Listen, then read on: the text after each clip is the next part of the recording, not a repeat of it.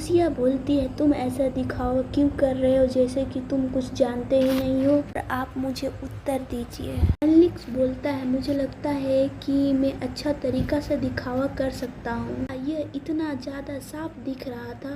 जैसा कि आप जानते हैं कि मैं कौन हूँ। आखिरकार लोवेन में कोई भी इस बात पर इनकार नहीं कर सकता। हालांकि मेरा इरादा आपको धोखा देने का नहीं था, यह सिर्फ मुझे लगता है कि मैं अंदाजे में गुस्सा हो गया था। लोवेन पर लापरवाही पर गुस्सा। चाहे कुछ भी हो जाए, जो व्यक्ति मेरे सामने बैठा है वो बस एक बच्चा है जिसे सुरक्षित रहना जरूरी है। लेकिन जब मैंने सुना कि आप यहाँ कैसे रह रहे हैं, सब कुछ बेतुका बड़ों की बनाई परिस्थितियों की वजह से है और आज आपको एक भयानक हादसे में फंसते हुए देखा। इस घटना को सोचने के लिए मुझे मजबूर कर दिया गया। अगर मैं इसे अनदेखा कर देता हूँ तो शायद कम से कम आपको राहत तो मिल सकती है, और फिर भी धोखा देना मेरी गलती थी। मैं इसके लिए क्षमा चाहता हूँ। इसने सोचा था कि लोवेन का नाइट कमांडर एक साधारण नाजायज से ईमानदारी से माफी मांगेगा। अगर कोई और होता तो मैं मान लेती कि ये झूठ है, बस एक ही चाल है मुझे धोखा देने की। लेकिन अंत में ऐसा हमेशा नहीं होता है। अपने पिछले जीवन में पहली बार उससे मिला था जब मैं एक मैदान के कोने में छिपा हुआ था कि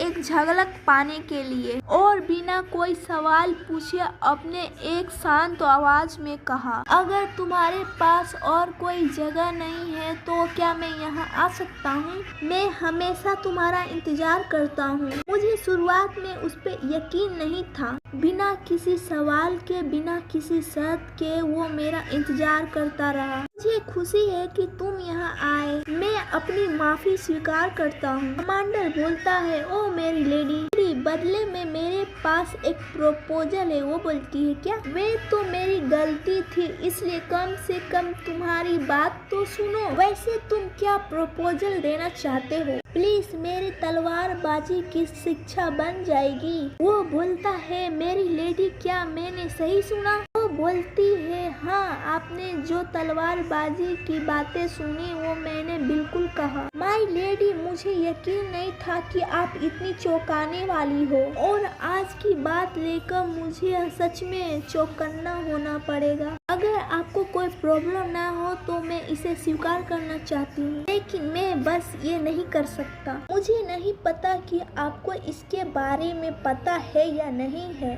लेकिन मैं शिष्य को नहीं लेना चाहता और इस जगह पे ये मुमकिन नहीं है, तो मैं मान लूंगा कि मैं तुम्हारी बात नहीं सुनी। वो बोलती है, कमांडर का इतना समझदारी भरा इनकार करना, उसके स्वभाव को देखते हुए परिवार की अपेक्षा बच्चे की देखभाल करना इतना मुमकिन नहीं होता है, लेकिन लोवेन के नाइट कमांडर का निजी शिष्य बनना बिल्कुल ही अलग बात है। अगर उसके शिष्य में लोवेन का खून बहता है तो उसे काबू करना बहुत मुश्किल है। उसे उत्तराधिकारी विवाद को सीधे तौर पर प्रभावित करता है। अगर मैं सिर्फ एक साधारण शूरवीर होता तो मैं खुशी से तुम्हें सिखाता। अगर इसके कारण कोई नुकसान उठाना पड़ता तो मैं उठाता, लेकिन जिस क्षण में पहले नाइट कमांडर की शिष्य को स्वीकार कर लूं तो वो पूरी तरह कमजोर हो जाएगा। मैंने कमांडर पद को